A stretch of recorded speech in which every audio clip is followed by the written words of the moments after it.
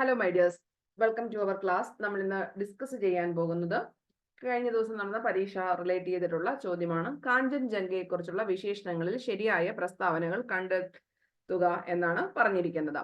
ലോകത്തിലെ ഏറ്റവും ഉയരം കൂടിയ മൂന്നാമത്തെ കൊടുമുടികളുടെ ശൃംഖത്തിൽ ചവിട്ടരുത് എന്ന വ്യവസ്ഥയോടെ പർവ്വത ആരോഹകരെ കയറ്റിവിട്ടുന്ന കൊടുമുടി നേപ്പാളിൽ സാഗർമാത എന്ന പേരിൽ അറിയപ്പെടുന്നു. ലോകത്തിലെ ഏറ്റവും അപകടകാരിയായ പർവ്വതനിര.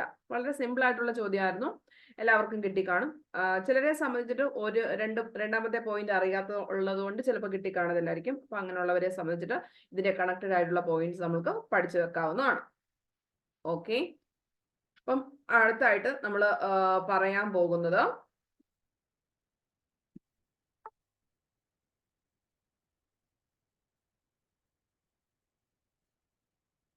ലോകത്തിലെ ഏറ്റവും ഉയരം കൂടിയ മൂന്നാമത്തെ കൊടുമുടിയാണ് ഏത്? കാഞ്ചൻജംഗ എന്ന് പറഞ്ഞിരിക്കുന്നത്. ലോകത്തിലെ ഏറ്റവും ഉയരം കൂടിയ എത്രാമത്തെ കൊടുമുടിയാണ്? മൂന്നാമത്തെ. അതായിരുന്നു നമ്മളുടെ ചോദ്യത്തിന്റെ ഒന്നാമത്തെ പോയിന്റ് എന്ന് പറഞ്ഞിരിക്കുന്നത്. തർക്കരഹിതമായിട്ടുള്ള ഇന്ത്യൻ പ്രദേശത്തെ ഏറ്റവും ഉയരം കൂടിയ കൊടുമുടിയാണ് ഏത്? കാഞ്ചൻജംഗ എന്ന് പറഞ്ഞിരിക്കുന്നത്. ലോകത്തിലെ ഏറ്റവും ഉയരം കൂടിയ മൂന്നാമത്തെ കൊടുമുടിയാണ്. തർക്കരഹിതമായിട്ടുള്ള ഇന്ത്യൻ പ്രദേശത്തെ ഏറ്റവും ഉയരം കൂടിയ കൊടുമുടിയാണ് കാഞ്ചൻജംഗ എന്ന് പറഞ്ഞത്. പൂർണ്ണമായും ഇന്ത്യയിൽ സ്ഥിതി ചെയ്യുന്ന എന്നെടുത്ത് ചോദിക്കുമ്പോൾ ഏത് വേണം പറയാൻ വേണ്ടിയിട്ടാ?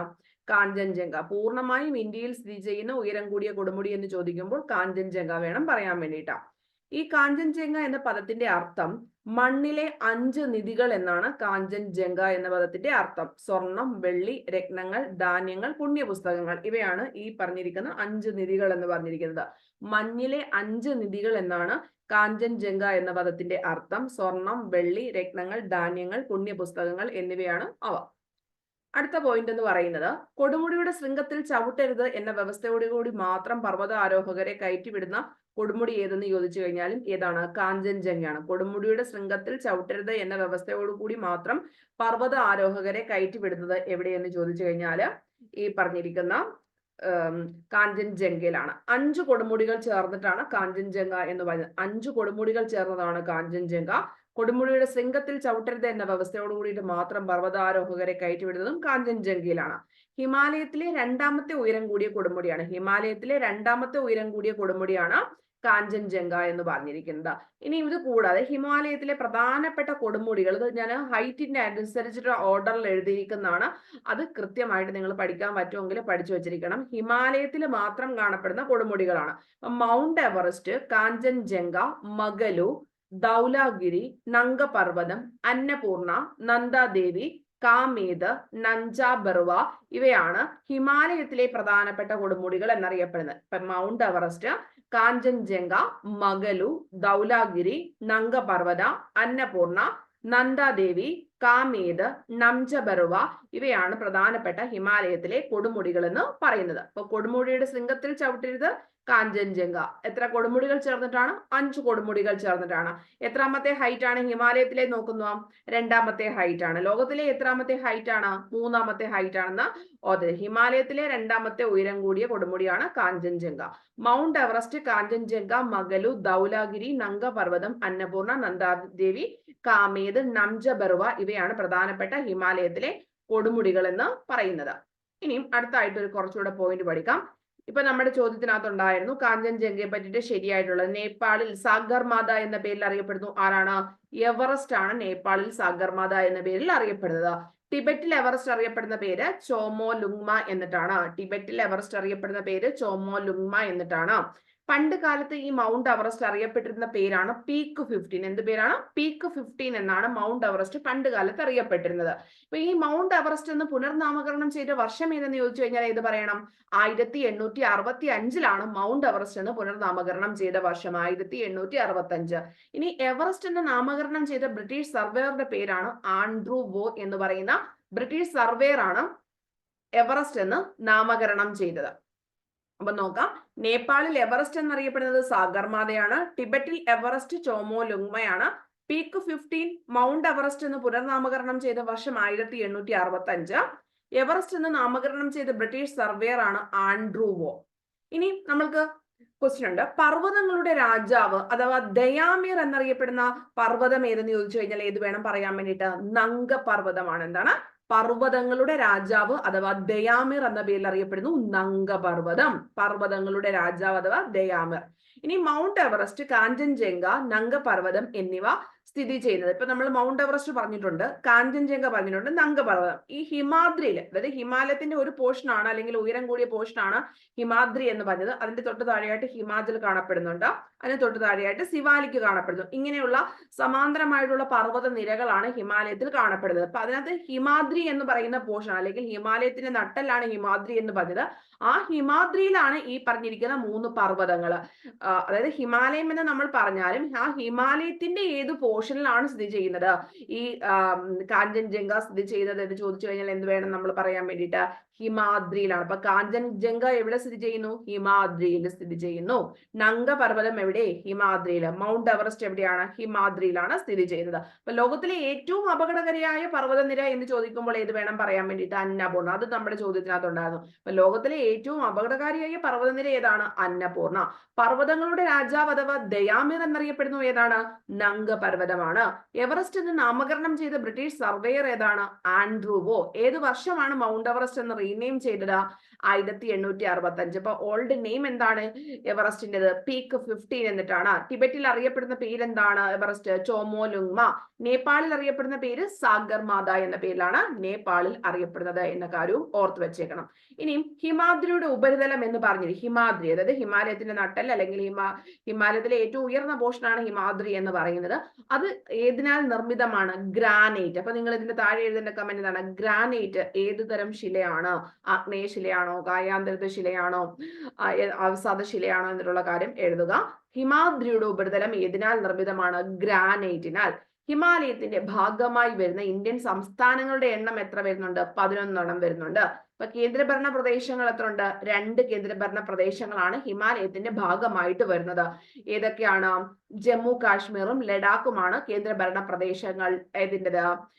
ഹിമാലയത്തിന്റെ ഭാഗമായിട്ട് വരുന്ന കേന്ദ്രഭരണ പ്രദേശങ്ങളാണ് ജമ്മു കാശ്മീറും ലഡാക്കും. മനസ്സിലായെന്ന് വിചാരിക്കുന്നു. ഹിമാലയത്തിന്റെ ഭാഗമായി വരുന്ന ഇന്ത്യൻ സംസ്ഥാനങ്ങളുടെ എണ്ണം എത്ര പറയണം? 11. ഹിമാലയത്തിന്റെ ഭാഗമായി വരുന്ന ഇന്ത്യൻ സംസ്ഥാനങ്ങളുടെ എണ്ണം 11. ഹിമാലയം ഏറ്റവും കൂടുതൽ വ്യാപിച്ചു കിടക്കുന്ന ഇന്ത്യൻ സംസ്ഥാനം ഏതാണ്? അരുണാചൽ പ്രദേശ് ആണ്. എന്താണ്? ഹിമാലയം ഏറ്റവും കൂടുതൽ വ്യാപിച്ചു കിടക്കുന്ന ഇന്ത്യൻ സംസ്ഥാനം എന്ന് പറയുന്നത് ഏതാണ്? അരുണാചൽ പ്രദേശ് എന്ന കാര്യം ഓർത്തു വെച്ചിരിക്കണം. ഒരു ഭാഗത്ത് ഹിമാലയവും മറുഭാഗത്ത് സമുദ്രവുമുള്ള ഏക ഇന്ത്യൻ സംസ്ഥാനമാണ് ഏത്? പശ്ചിമ ബംഗാൾ. ഒരു ഭാഗത്ത് ഹിമാലയവും മറുഭാഗത്ത് സമുദ്രവുമുള്ള ഏക ഇന്ത്യൻ സംസ്ഥാനമാണ് ഏത്? പശ്ചിമ ബംഗാൾ. ഒരു ഭാഗത്ത് ഹിമാലയവും മറുഭാഗത്ത് സമുദ്രവുമുള്ള ഏക ഇന്ത്യൻ സ്റ്റേറ്റ് ഏതാണ്? വെസ്റ്റ് ബംഗാൾ ആണ്. അപ്പൊ ഏറ്റവും കൂടുതൽ ഹിമാലയം വ്യാപിച്ചു കിടക്കുന്നത് എവിടെയാണ്? അരുണാചൽ പ്രദേശിലാണ്. ഇനി മ്യാൻമറില് നമ്മുടെ ഹിമാലയത്തിന് കിഴക്കൻ ഭാഗമുണ്ട്. അത് പരീക്ഷയ്ക്ക് വന്നിട്ടുള്ളതാണ്. അരക്കൻ യോമ എന്ന പേരിലാണ് അറിയപ്പെടുന്നത്. എന്താണ്? അരക്കൻ യോമ. ഹിമാലയത്തിന്റെ കിഴക്കൻ ഭാഗം മ്യാൻമറിൽ അറിയപ്പെടുന്ന പേര് അരക്കൻ യോമ എന്നിട്ടാണ്. അല്ലെങ്കിൽ മ്യാൻമറിൽ സ്ഥിതി ചെയ്യുന്ന ഹിമാലയത്തിന്റെ കിഴക്കൻ ഭാഗമാണ് അരക്കൻ യോമ. ഒന്നുകൂടെ പറയാം. ഹിമാദ്രിയുടെ ഉപരിതലം, ടോപ്പ് വശം ഏതിനാൽ നിർമ്മിതമാണ്? ഗ്രാനൈറ്റ്. ഹിമാലയത്തിന്റെ ഭാഗമായിട്ട് വരുന്ന ഇന്ത്യൻ സ്റ്റേറ്റുകളുടെ എണ്ണം 11. കേന്ദ്രഭരണ പ്രദേശങ്ങളുടെ എണ്ണം 2. ജമ്മു കാശ്മീറും ലഡാക്കും. ഹിമാലയം ഏറ്റവും കൂടുതൽ വ്യാപിച്ചു കിടക്കുന്ന ഇന്ത്യൻ സംസ്ഥാനം അരുണാചൽ പ്രദേശിലാണ്. ഒരു ഭാഗത്ത് ഹിമാലയവും മറുഭാഗത്ത് സമുദ്രവുമുള്ള ഏക ഇന്ത്യൻ സ്റ്റേറ്റ് ഏതാണ്? പശ്ചിമ ബംഗാളാണ്. മ്യാൻമറിൽ ഹിമാലയത്തിന്റെ കിഴക്കൻ ഭാഗം അറിയപ്പെടുന്നത് അരക്കൻ യോമ എന്ന കാര്യവും ഓർത്ത് വെച്ചിരിക്കേണ്ടതാണ്. ഇനി നമുക്ക് കുറച്ചുകൂടെ അഡീഷണൽ പോയിന്റ്സ് പഠിക്കാം. ശിവന്റെ തിരുമുടി എന്നർത്ഥം വരുന്ന പർവ്വതനിര ഏതാണ്? സിവാലിക് ആണ്. ശിവന്റെ തിരുമുടി എന്നറിയപ്പെടുന്ന പർവ്വതനിര, അതായത് നമ്മുടെ ഹിമാലയത്തിന്റെ ഏറ്റവും താഴ്ന്ന പോർഷൻ ആണ്, അല്ലെങ്കിൽ ഏറ്റവും ലോ ലെവലിൽ വരുന്നതാണ് സിവാലിക് എന്ന് പറയുന്നത്. തട്ടുതട്ടായിട്ടുള്ള അല്ലെങ്കിൽ ടെറസ് ആയിട്ടുള്ള കൃഷി രീതി എവിടെ അവലംബിച്ചിരിക്കുന്നു? സിവാലിക്കിൽ ഏത് തരത്തിലുള്ള തട്ടായിട്ടുള്ള കൃഷി രീതി ആണ് എവിടെ വരുന്നത്? സിവാലിക്കിൽ ഉള്ളത്. ഹിമാചലിൽ കാണപ്പെടുന്ന പുൽമേടുകൾ ഏത് രീതിയിലാണ്? മർഗ് എന്നറിയപ്പെടുന്നു. അതായത് ഹിമാലയത്തിന്റെ ഒരു പോർഷൻ ആണ് Himachal. First portion Himadri, second portion Himachal, third portion Siwalik എന്ന് പറയുന്നത്. അപ്പൊ അവിടുത്തെ നമ്മൾ ഹിമാചലിൽ കാണപ്പെടുന്ന പ്രധാനപ്പെട്ട പുൽമേടുകൾ എന്താണ്? മർഗ് എന്നിട്ടാണ്. മർഗ്. അതായത് കാശ്മീർ താഴ്വരയിൽ അല്ലെങ്കിൽ കാശ്മീരിൽ കാണപ്പെടുന്ന ഹിമാചലിലുള്ള പുൽമേടിന് പറയുന്ന പേര് മർഗ് എന്നിട്ടാണ്. മർഗ്. ഹിമാചലിലാണ് ഈ പുൽമേടുകൾ കാണപ്പെടുന്നത്. ആ പുൽമേടുകൾ ഏതാണ്? കാശ്മീരിലുള്ളത് മർഗ് ആണ്. കാശ്മീരിലുള്ള പുൽമേട് എന്താണ്? മർഗ് ആണ്. ബുഗ്യാൽ അല്ലെങ്കിൽ പയാർ, എന്താണ്? പയറെന്നോ ബുഗ്യാൽ എന്നോ ഓർക്കാം. ബുഗ്യാൽ അഥവാ പയർ എന്നറിയപ്പെടുന്ന പുൽമേട് എവിടെ സ്ഥിതി ചെയ്യുന്നു? ഉത്തരാഖണ്ഡിൽ സ്ഥിതി ചെയ്യുന്നു എന്ന കാര്യം ഓർത്തുവെച്ചേക്കാം. ഒന്നുകൂടെ പറയാം, തട്ടുതട്ടായിട്ടുള്ള കൃഷി രീതി സിവാലിക്കിലാണ് ഉള്ളത്, ടെറസ് കൾട്ടിവേഷൻ. അതുപോലെ തന്നെ ശിവന്റെ തിരുമുടി എന്നർത്ഥം വരുന്ന പർവ്വതനിര എവിടെയാണ്? സിവാലിക്കാണ്. ശിവന്റെ തിരുമുടി എന്നർത്ഥം വരുന്ന പർവ്വതനിര സിവാലിക്കാണ്. ഇനി ഗാൽവാൻ എന്ന താഴ്വര സ്ഥിതി ചെയ്യുന്ന കിഴക്കൻ ലഡാക്കിലാണ്. ഇപ്പൊ ഒരു താഴ്വര ഉണ്ട്, അതായത് കുറേയധികം പ്രദേശങ്ങളിൽ താഴ്വരകൾ സ്ഥിതി ചെയ്യുന്നുണ്ട് ഹിമാലയത്തിൽ. അപ്പൊ അതിനകത്ത് നമ്മൾക്ക് കിഴക്കൻ ലഡാക്കിൽ സ്ഥിതി ചെയ്യുന്ന താഴ്വര ഏതാണ്? ഗാൽവാൻ. ഗാൽവാൻ എന്ന താഴ്വരയാണ്. ഗാൽവാൻ എന്ന താഴ്വര സ്ഥിതി ചെയ്യുന്നത് കിഴക്കൻ ലഡാക്കിലാണ്. സുഖവാസ കേന്ദ്രങ്ങളുടെ റാണി എന്നറിയപ്പെടുന്നു മസൂറിയാണ്. അതെല്ലാം എവിടെയാണ്? ഹിമാചലിലാണ്. സുഖവാസ കേന്ദ്രങ്ങളുടെ റാണി മസൂറി. സുഖവാസ കേന്ദ്രങ്ങളുടെ രാജകുമാരി എന്നറിയപ്പെടുന്നു കൊടൈക്കനാലാണ്. റാണി മസൂറി, രാജകുമാരി കൊടൈക്കനാലാണ്. അപ്പൊ ശിവന്റെ തിരുമുടി എന്നർത്ഥം വരുന്ന പർവ്വതനിര സിവാലിക്കാണ്. തട്ടുതട്ടായിട്ടുള്ള കൃഷിരീതി സിവാലിക്കിലാണ്. ഹിമാചലിൽ കാണപ്പെടുന്ന പുൽമേടുകൾ ആണ് ഏതെന്ന് പറയുന്നത്? മർഗു ഉണ്ട്, ബുഗ്യാൽ പയാറുണ്ട്. ഇതിനകത്ത് ഹിമാചലിനകത്ത് കാശ്മീരിൽ കാണപ്പെടുന്ന പുൽമേടാണ് മർഗ്. ഉത്തരാഖണ്ഡിലുള്ളതാണ് ബുഗ്യാൽ അഥവാ പയാർ എന്ന് പറഞ്ഞിരിക്കുന്നത്. ഗാൽവൻ താഴെ വരെ എവിടെ സ്ഥിതി ചെയ്യുന്നു? ലഡാക്കിലേക്ക് സ്ഥിതി ചെയ്യുന്നുണ്ട്. സുഖവാസ കേന്ദ്രങ്ങളുടെ റാണി മസൂറി, സുഖവാസ കേന്ദ്രങ്ങളുടെ രാജകുമാരി കൊടൈക്കനാൽ. അപ്പൊ BSc നമ്മൾക്ക് കുറച്ചുകൂടെ ഡെപ്ത് ലെവലിൽ ജോഗ്രഫി ചോദിക്കുന്നുണ്ട്. സോ നമ്മൾ പണ്ടൊക്കെ പ്രിലിംസിനൊക്കെ പഠിക്കുന്ന ആ രീതിയിൽ വേണം നിങ്ങളത് പഠിക്കാൻ വേണ്ടിയിട്ട്. അപ്പൊ നമ്മൾക്ക് LDC തിരുവനന്തപുരം ജില്ല മുതലുള്ള ക്വസ്റ്റ്യൻ പേപ്പർ, തിരുവനന്തപുരം ഖാദി, ഇനി ഇന്ന് നടക്കാൻ പോകുന്ന കൊല്ലം കണ്ണൂറിന്റെ ക്വസ്റ്റ്യൻ പേപ്പർ ഉൾപ്പെടെ എല്ലാ ചോദ്യങ്ങളും ഒക്ടോബർ 5 വരെയുള്ള ചോദ്യങ്ങൾ നമ്മൾ കണക്റ്റഡ് പോയിന്റ്സ് ആയിട്ട് PDF വിൽക്കുന്നുണ്ട്. അപ്പൊ താല്പര്യമുള്ളവർക്ക് മെസ്സേജ് ചെയ്താൽ മതി. 299 ആണ് പ്രൈസ്. ഇനി നമ്മൾക്ക് സെക്രട്ടേറിയറ്റ് OAയുടെ ലൈവ് സെഷൻസ് അവൈലബിൾ ആണ്. മാത്സ് അതിനകത്ത് ഇൻക്ലൂഡഡ് അല്ല. ഇനി നിങ്ങൾക്ക് ലൈവ് കാണാൻ പറ്റുന്നവർക്ക് റെക്കോർഡും PDF അവൈലബിൾ ആയിരിക്കും. ക്ലാസിന്റെ ടൈമിംഗ് 11 AM to 12 PM ആണ്. 799 ആണ് പ്രൈസ്. താല്പര്യമുള്ളവർക്ക് ഒരു നമ്പറിൽ മെസ്സേജ് ചെയ്യാവുന്നതാണ്. മാത്സ് ഒഴിച്ച് ബാക്കി എല്ലാ സബ്ജക്റ്റും നമ്മൾ അതിനകത്തൂടെ കവർ ചെയ്യുന്നതായിരിക്കും. ഓക്കെ, അപ്പൊ ഇത് നമ്മൾ പ്രിലിംസ് ഓറിയന്റ് ചെയ്ത്, സെക്രട്ടേറിയറ്റ് OAയുടെ പ്രിലിംസ് ഓറിയന്റ് ചെയ്തിട്ടാണ് വരുന്നത്. എക്സാം വരെ ആയിരിക്കും അതിന്റെ വാലിഡിറ്റി എന്ന് പറഞ്ഞു. എല്ലാവർക്കും all the very best. Thank you.